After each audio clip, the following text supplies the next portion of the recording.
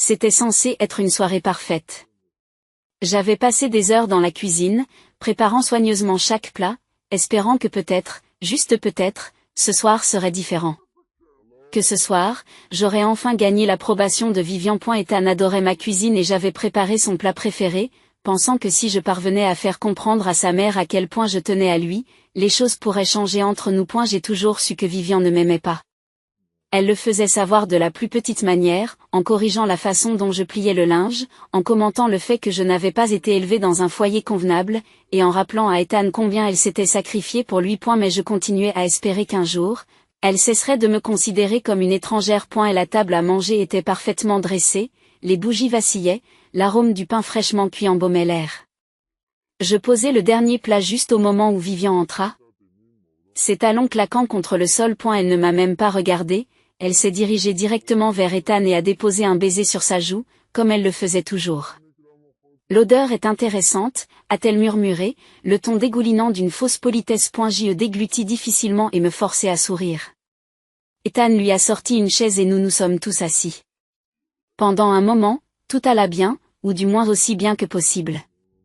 J'ai essayé d'ignorer la tension, me concentrant sur la légèreté de la conversation. Puis Vivian s'est penchée près d'Ethan et lui a murmuré quelque chose à l'oreille. Je l'ai vu se produire en temps réel. La façon dont son visage s'est transformé, le calme se fondant dans la confusion, puis se transformant en pure rage. Sa mâchoire s'est crispée, ses yeux se sont assombris, et soudain, il n'était plus l'homme que je connaissais. Il s'est tourné vers moi, la voix tranchante. « C'est vrai ? » Mon cœur battait la chamade. Quoi ? J'ai à peine prononcé le mot qu'il a repoussé sa chaise, et le bruit qu'il a fait m'a fait sursauter. Tu m'as menti ? Sa voix était plus forte maintenant, remplie de quelque chose de dangereux. Je n'ai même pas eu le temps de répondre. Avant que je puisse comprendre ce qui se passait, sa main s'élança. La gifle fut si forte, si soudaine, que ma tête bascula sur le côté. Et la piqûre s'est répandue sur ma joue comme du feu et j'ai trébuché, mon dos heurtant le mur. Mes yeux se sont remplis de larmes, ma vision s'est brouillée. Je ne pouvais plus respirer. Je n'arrivais pas à penser. La nausée qui m'avait habité toute la nuit me submergea soudain. Mon estomac se serra violemment, et avant que je puisse l'arrêter, je vomis devant eux. Mon sac à main, qui était posé sur la chaise à côté de moi, s'est renversé. Répandant son contenu sur le sol.et c'est là qu'il se trouvait. Le test de grossesse. Positif. Un silence si épais qu'il en était suffocant envahit la pièce. Le visage d'Ethan s'est vidé de toute couleur. Ses yeux passaient du test à mon visage baigné de larmes, puis à sa propre main. Cette même main qu'il venait d'utiliser pour me frapper. Ses lèvres s'entr'ouvrirent, mais aucun mot ne sortit. Il a fait un pas en avant, tendant la main vers moi. J'ai tressailli avant qu'il ne me touche. Tout mon corps recula instinctivement. Vivian est resté figé. Ses lèvres parfaitement peintes formaient une fine ligne, mais même elle ne pouvait masquer le choc dans son expression. « Oh, mon Dieu !» souffla finalement Ethan, la voix tremblante. J'ai touché ma joue brûlante, mon autre main se plaçant contre mon ventre pour le protéger. « Oui. » murmurai-je. Ma voix était à peine audible. Je suis enceinte. J'avais voulu que ce moment soit rempli de joie. Une surprise qui nous rapprocherait. A eu lieu de cela, mon secret avait été révélé de la pire façon qui soit. Et maintenant, je devais décider si je pouvais à nouveau lui faire confiance. Le bruit de la porte d'entrée qui s'ouvre en grinçant nous fait tous nous retourner. Chloé se tenait là. Ses sourcils se plissaient d'inquiétude tandis qu'elle observait la scène. Les poings serrés d'Ethan, mon visage baigné de larmes, le désordre sur le sol et la marque rouge sur ma joue qui enflait déjà. « Qu'est-ce qui se passe, bon sang ?» La voix de Chloé est tranchante. Ses yeux se fixent sur moi. Je déglutis difficilement. Ma gorge me brûle. Mon estomac se tordait encore de nausée. Je ne pouvais pas parler. Mon corps était figé sur place. Mon esprit était encore sous le choc de ce qui venait de se passer. Chloé n'a pas attendu de réponse. Elle s'est approchée de moi et m'a pris le visage dans ses mains pour examiner les dégâts. Je grimace à son contact. Son regard s'assombrit. Elle vient avec moi, dit-elle d'une voix d'acier. Ethan cligna des yeux, comme s'il se réveillait d'une transe. Attendez. Chloé se tourna vers lui. Le feu dans son regard. Tu l'as frappée, Ethan. Elle est enceinte et tu l'as frappée. Vivian se moque et se lève en soufflant. Oh, ne sois pas si dramatique. Les femmes enceintes sont toujours émotives. Tu n'as aucune idée de ce qu'elle a fait subir à Ethan. Chloé se retourna, lui coupant la parole. Je me fiche de ton excuse. J'ai vu ce que j'ai vu. Elle s'est retournée vers moi. Allons-y, Ethan fit un pas en avant, la culpabilité se lisant sur son visage. Grace, s'il te plaît, J'ai encore tressailli, et ça a suffi. Chloé a pris mon sac à main, m'a entouré d'un bras et m'a conduit vers la porte. Laisse-la partir, Ethan. Dit Vivian doucement. Elle reviendra en rampant une fois qu'elle aura fini d'être hystérique. J'avais envie de lui crier dessus. Lui dire qu'elle avait tort. Mais je n'avais plus de mots. Mon cœur était brisé. Mon corps était épuisé. J'ai donc laissé Chloé me guider hors de la maison. Lorsque nous sommes sortis, l'air froid de la nuit m'a frappé comme une gifle. Mais ce n'était rien comparé à ce qui s'était déjà passé. La voiture de Chloé était garée juste devant. Elle a ouvert la portière du passager et m'a aidé à monter. Je n'ai presque rien enregistré pendant qu'elle conduisait. Je me sentais engourdi. Je n'étais pas sûr du temps qui s'était écoulé lorsque nous sommes arrivés à son appartement. Elle m'a conduit à l'intérieur, m'a installé sur le canapé et a enroulé une couverture autour de mes épaules. Buvez ça, dit-elle en me pressant une tasse chaude dans les mains. Je la regarde d'un air absent. C'est du thé au gingembre, dit-elle doucement, pour les nausées. C'est à ce moment-là que j'ai compris. Je ne faisais pas que fuir Ethan. Je protégeais quelqu'un d'autre maintenant. Mon bébé, une nouvelle vague d'émotions m'a submergée, et j'ai fini par craquer, des sanglots déchirant mon corps. Chloé s'est assise à côté de moi, frottant des cercles lents sur mon dos, ne disant rien. Se contentant d'être là. J'ai ignoré mon téléphone le reste de la nuit. Il n'arrêtait pas de bourdonner, s'illuminant du nom d'Ethan encore et encore. Je n'ai pas lu les messages. Je ne pouvais pas. Le lendemain matin, Chloé a appelé mon lieu de travail, expliquant que j'avais besoin d'un congé. Elle s'est occupée de tout, de mon congé, de récupérer mes affaires à la maison, de s'assurer que je mangeais malgré mes nausées matinales. Pendant ce temps, les textos d'Ethan continuaient à arriver. Je suis vraiment désolée. Je ne le pensais pas. S'il te plaît, rentre à la maison. Puis Vivian a commencé. Arrête de dramatiser. Tu déchires cette famille. Une bonne épouse arrangerait les choses au lieu de s'enfuir.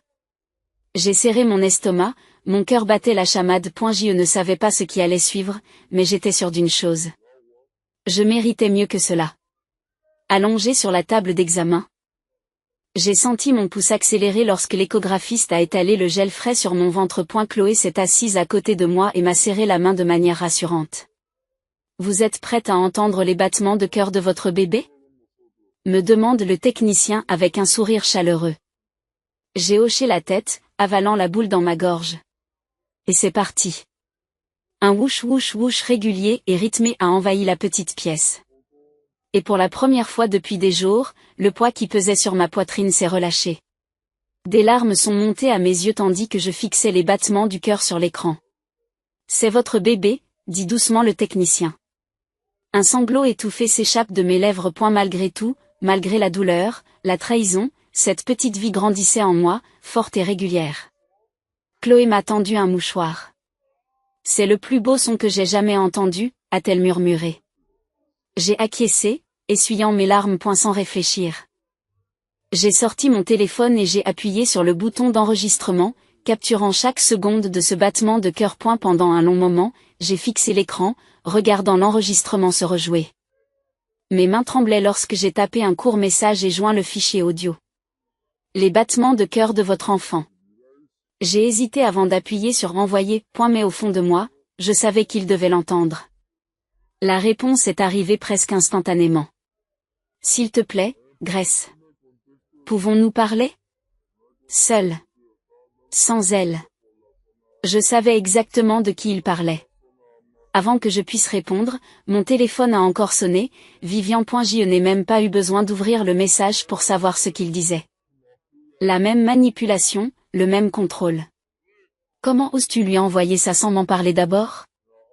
Je suis sa mère. Je devrais être impliqué dans ces décisions. Quelque chose s'est brisé en moi. J'ai répondu rapidement. Tu n'es pas impliqué dans les décisions concernant mon bébé. Je ne l'ai jamais été. Tu ne le seras jamais. Et puis, sans réfléchir, j'ai bloqué son numéro. Je suis retourné à mon téléphone. Le message d'Ethan n'était toujours pas lu. J'ai expiré lentement avant de taper ma réponse. Demain, au café de Carter. 14 heures. Si elle se montre, c'est fini. Sa réponse fut immédiate. Elle ne viendra pas. Je le jure. Je n'étais pas sûre de le croire. Mais pour la première fois depuis cette nuit, j'étais prête à le découvrir. Je suis arrivée au café de Carter avec 15 minutes d'avance. Mon cœur battait si fort que j'avais l'impression qu'il allait me faire craquer les côtes. L'odeur des grains de café torréfiés emplissait l'air, me rappelant la première fois qu'Ethan et moi nous étions rencontrés ici. Ce jour-là avait été rempli de rire et d'excitation nerveuse. Aujourd'hui, je ne ressentais que de l'incertitude. J'ai choisi une table près de la porte et une issue de secours facile si les choses tournaient mal. Chloé était garée de l'autre côté de la rue, juste au cas où. À 14 heures précises, la cloche au-dessus de la porte a sonné. Ethan est entré seul. Il avait une mine affreuse. Ses cheveux habituellement soignés étaient décoiffés. Ses yeux sont cernés. Ses vêtements semblaient avoir été enfilés sans réfléchir. Et elle hésite en me voyant, puis s'approche prudemment. Puis-je m'asseoir, demanda-t-il. Voix de cheval. J'ai acquiescé. Il s'est assis sur la chaise en face de moi. Ses mains se sont jointes fermement. Ses yeux se sont portés sur mon ventre pendant une brève seconde avant de s'éloigner, la culpabilité assombrissant son expression. Je l'ai mise à la porte, dit-il brusquement. Hier soir. Elle est partie. Je l'ai regardée fixement, attendant. Elle a crié, pleuré, dit que je l'abandonnais. Il l'a admis en se passant la main sur le visage. Elle m'a dit que je choisissais mal. Mais Grace, elle a tort. J'aurais dû te choisir, dès le départ. Sa voix s'est brisée, et je pouvais voir le poids de sa culpabilité l'écraser. Je suis devenue elle. Cette nuit-là, je me suis transformée en tout ce que je détestais, et je ne me pardonnerai jamais, jamais, ce que je t'ai fait.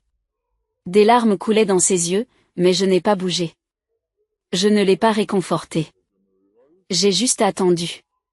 J'ai commencé une thérapie, 2 fois par semaine. Elle a attrapé son téléphone et l'a fait glisser sur la table, me montrant les courriels de confirmation de ses séances. C'était quelque chose. Mais ce n'était pas suffisant. J'ai des conditions. J'ai dit. D'une voix ferme. Des conditions non négociables. Ethan s'est redressé et a acquiescé. N'importe quoi. Vivian n'est plus dans nos vies. Définitivement. Pas de visite. Pas de mise à jour. Elle ne jouera aucun rôle dans la vie de notre enfant. C'est fait. Il n'a même pas hésité. Vous continuez la thérapie. Et nous ferons une thérapie de couple. C'est déjà prévu, a-t-il dit, en affichant un autre courriel sur son téléphone. Si tu lèves à nouveau la main sur moi, je m'en vais. Pas de discussion. Pas de seconde chance. Je me suis penchée en avant. Ma voix était froide. Et je prendrai la garde complète. Ethan déglutit difficilement. Je sais. Il fouilla dans la poche de sa veste et en sortit une carte de visite qu'il fit glisser sur la table. C'est mon avocate. Je lui ai déjà demandé de rédiger des documents te donnant la garde complète si je te faisais encore du mal. Un incident. C'est tout ce qu'il faut. J'ai pris la carte. Mes doigts tremblaient. Je l'ai regardé fixement. À la recherche de signes de tromperie, d'un quelconque indice montrant que ce n'était qu'une autre promesse attendant d'être rompue.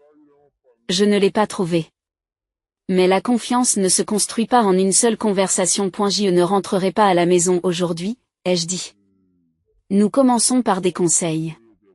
On commence doucement. Ethan a expiré, son visage s'est empli de quelque chose qui ressemblait à la fois à du soulagement et à de la tristesse. D'accord, a-t-il murmuré. Tout ce qu'il faudra. Je n'étais pas encore sûre de le croire. Mais pour le bien de notre enfant, j'étais prête à essayer prudemment. Les jours qui ont suivi ma rencontre avec Ethan m'ont donné l'impression de marcher sur une corde raide, un seul faux pas et tout pouvait s'écrouler. Fidèle à sa parole, Ethan a suivi une thérapie 2 fois par semaine et m'a envoyé des preuves à chaque fois. Et elle n'a jamais fait pression sur moi pour que je rentre à la maison. Il ne m'a jamais demandé plus que ce que j'étais prête à donner. Il faisait le travail, mais je n'étais toujours pas sûre de pouvoir lui faire confiance. Pouvait-il vraiment changer?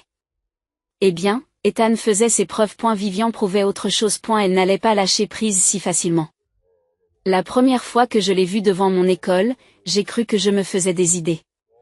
Je venais de terminer un cours lorsque j'ai jeté un coup d'œil par la fenêtre et aperçu sa Mercedes argentée garée de l'autre côté de la rue. Elle était assise là, lunettes de soleil sur la tête, les mains agrippées au volant, en train d'observer.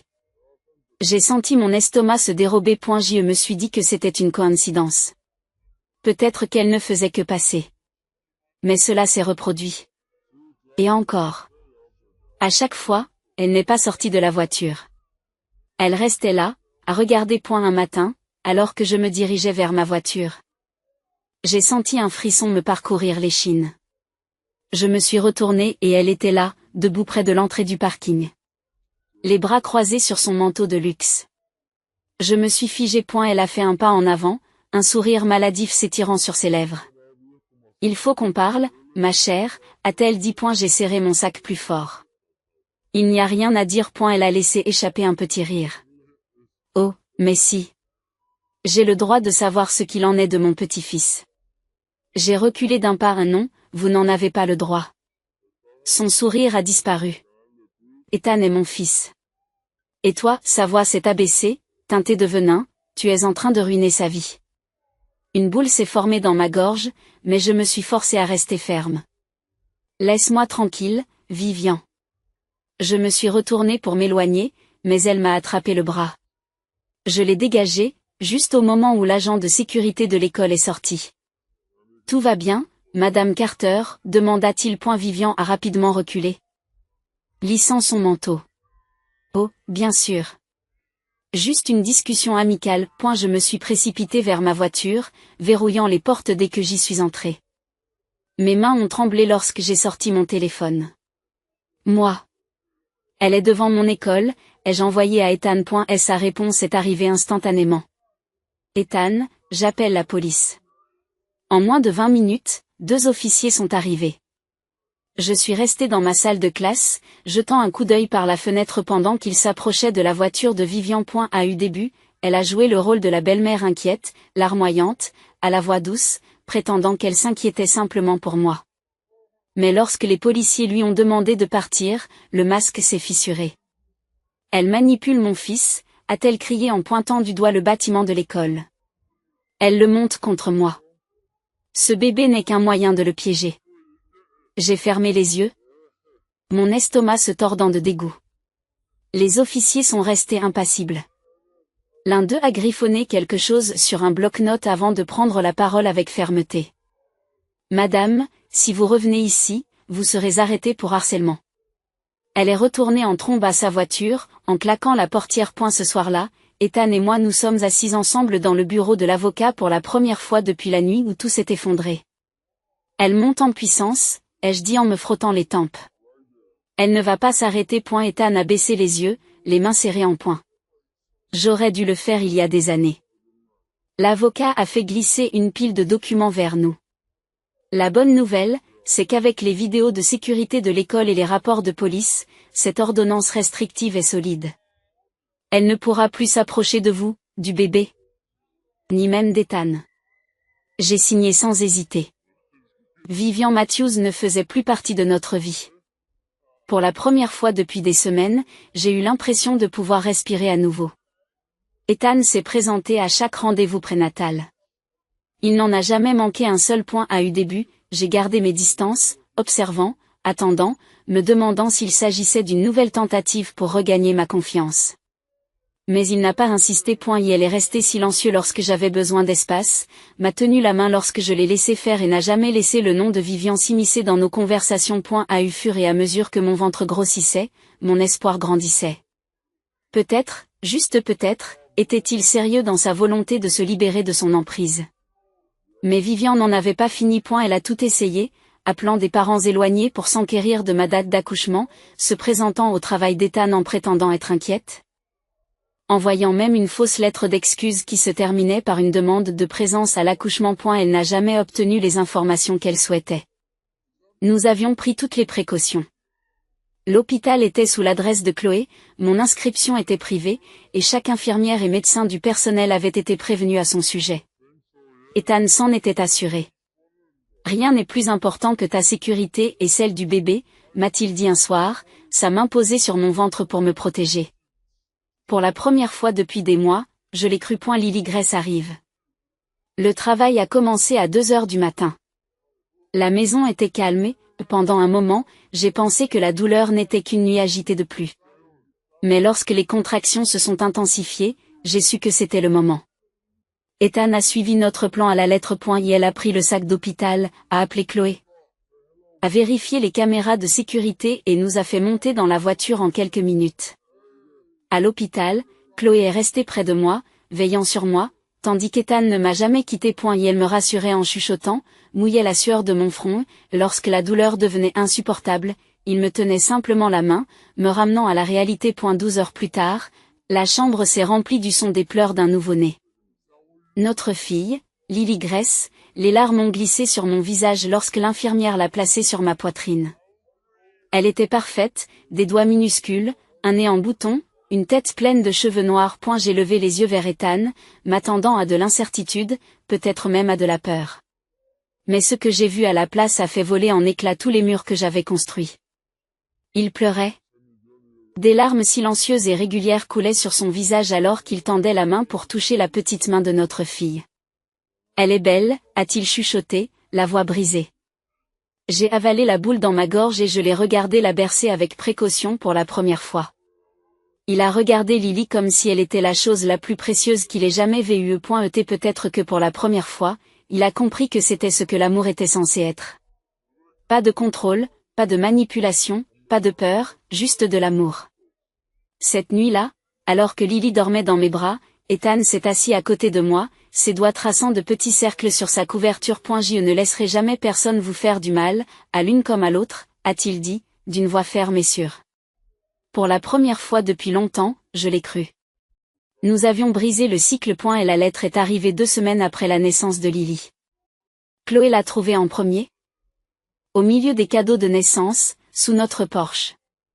L'enveloppe était élégante, son écriture impeccable, comme s'il s'agissait d'un message sincère d'une mère aimante. Mais je savais qu'il n'en était rien. J'ai hésité avant de l'ouvrir, mais Ethan ne l'a pas fait. Il l'a déchiré et a parcouru les mots, sa mâchoire se serrant à chaque ligne. Puis, sans un mot, il s'est dirigé vers la cuisine, a allumé la cuisinière et a laissé tomber la lettre dans la flamme nue. Le papier s'est gondolé et a noirci, les mots disparaissant dans la cendre. Elle n'a plus le droit de nous manipuler, dit-il en la regardant brûler. Sa voix était calme, posée, mais j'ai vu la finalité dans ses yeux. Vivian avait perdu son emprise sur lui. J'aurais dû savoir qu'elle n'abandonnerait pas si facilement. 2 jours plus tard, alors que j'étais allongée dans mon lit d'hôpital, épuisée mais paisible, Chloé se raidit soudain près de la fenêtre. Oh, non. J'ai suivi son regard et mon sang s'est glacé. Vivian était dehors. Elle se tenait à l'entrée de l'hôpital, vêtue de façon impeccable. Ses mains se sont serrées en poing. Son regard m'a fait frissonner. Elle a dû suivre quelqu'un jusqu'ici, murmura Chloé en sortant déjà son téléphone. Avant qu'elle ne puisse appeler la sécurité, Ethan est entré dans la pièce, une tasse de café à la main. J'ai à peine eu le temps de parler qu'il a vu où nous regardions. Tout son corps s'est figé. Sans un mot, il s'est retourné et a quitté la pièce. Chloé et moi avons regardé par la fenêtre Ethan sortir en trombe. La sécurité avait déjà intercepté Vivian, mais elle faisait une scène, sa voix s'élevant de cette façon maladive, douce et manipulatrice. Je veux juste voir ma petite fille. J'en ai le droit. Non, tu n'en as pas le droit. La voix d'Ethan traversa le chaos, froide et inflexible. Vivian cligna des yeux, la bouche légèrement entr'ouverte par le choc. Elle n'avait jamais entendu ce ton de sa part auparavant. Ethan, chérie, c'est ma petite fille. Elle n'est pas la tienne, dit-il d'un ton cassant. Tu as perdu ce droit au moment où tu m'as fait blesser la femme que j'aime. Elle recula comme s'il l'avait giflée. Je ne l'ai pas giflée. Si, tu l'as fait. Sa voix ne faiblit pas chaque mensonge, chaque manipulation, chaque murmure à mon oreille. Tu m'as fait douter d'elle. Vous avez fait de moi un monstre. Mais pas plus. Son visage se tordit de rage. Elle t'a retourné contre moi. Tu es mon fils. Non, dit Ethan, d'une voix calme mais ferme. Je suis le père de Lily maintenant. C'est le seul titre qui compte pour moi. Le visage de Vivian s'est effondré, mais avant qu'elle ne puisse dire un mot de plus, l'agent de sécurité s'est avancé. Madame Matthews, vous devez partir. Tout de suite. Elle ouvrit à nouveau la bouche, mais Ethan lui avait déjà tourné le dos. À l'intérieur, mon téléphone a sonné. Ordonnance restrictive étendue. De façon permanente. J'ai expiré en déposant un doux baiser sur le front de Lily. Elle ne connaîtrait jamais la cruauté de sa grand-mère. Le cycle était brisé. Pour de bon. Et la vie ne s'arrange pas comme par magie du jour au lendemain, mais pour la première fois depuis longtemps, nous étions libres. Ethan et moi avons avancé prudemment, reconstruisant la confiance qui avait été brisée. Et la thérapie est devenue partie intégrante de notre routine, non seulement pour notre mariage, mais aussi pour nous-mêmes en tant qu'individus. Il y avait encore des moments de doute, des cicatrices qui prendraient du temps à guérir. Mais la différence, c'est qu'il n'a jamais cessé de faire ses preuves. Les limites sont restées fermes. Vivian a disparu de nos vies, définitivement. Plus d'appels, plus de lettres, plus d'ombres persistantes du passé. Notre maison était enfin la nôtre. Remplie d'amour et non de contrôle. Lily a grandi entourée de sécurité, de rire et de chaleur. Elle n'a jamais connu la peur, la marche sur des œufs, la manipulation. Au contraire, elle a connu les histoires à dormir debout, les berceuses chuchotées et des parents qui l'adoraient plus que tout au monde. Un soir, alors que nous étions assis sous le porche et que nous regardions Lily jouer dans la cour, Ethan s'est tourné vers moi, le regard fixe. Je n'avais jamais imaginé être ce genre d'homme, a-t-il admis. Mais tu m'as montré comment faire. J'ai serré sa main, le cœur plus léger qu'il ne l'avait été depuis des années. Nous l'avons fait ensemble, ai-je dit doucement. Et pour la première fois, j'y ai vraiment cru.